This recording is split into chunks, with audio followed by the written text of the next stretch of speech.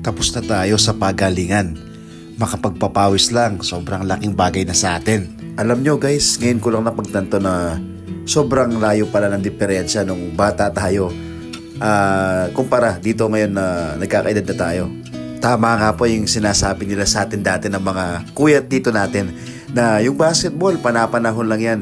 Magkakaroon lahat tayo ng panahon. Hindi ko sinasabing panahon na sobrang galing natin at sobrang lupit natin mga idol.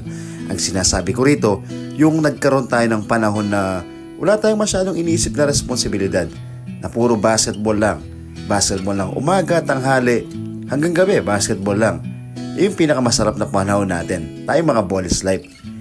Ang layo na kasi ngayon, di tulad ngayon na kailangan na natin unahin yung responsibilidad at yung mga ginagawa natin para syempre masuportan yung pamilya natin. Yung Saturday at Sunday na basketball club, napakalupit nun. Sigurado ikaw idol, meron ka ring Sunday club papawis, di ba? O yung weekend papawis. Malayo na sa ngayon. Ngayon kasi para makapaglaro tayo, kailangan talagang ayusin natin yung schedule natin, yung oras natin. At yung free time, doon pumapasok ang basketball. Ang malupit na papawis gaming natin.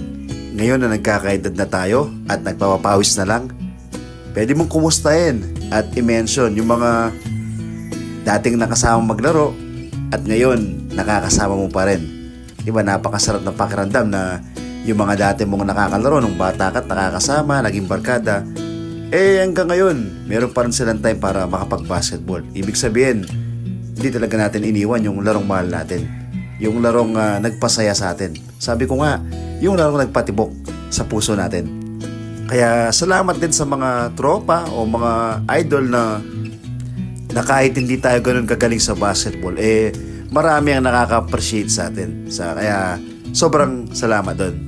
Kaya big respect at saludo sa mga ballers na kahit nagkakaedad na at pipilay-pilay na, masakit na tuhod at katawan, go pa rin, balls life pa rin, diba? Basketball pa rin.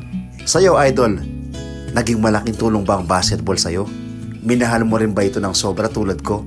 Naging balls life ka rin ba? At magiging balls life ka rin ba hanggang sa pagtanda? Ang siguradong sagot mo oo. For the love of the game. Kasi we love the game. We respect the game. Sana mapulot ng mga kabataan yung mga magagandang pag-uugali natin sa basketball noon. At syempre salamat sa'yo.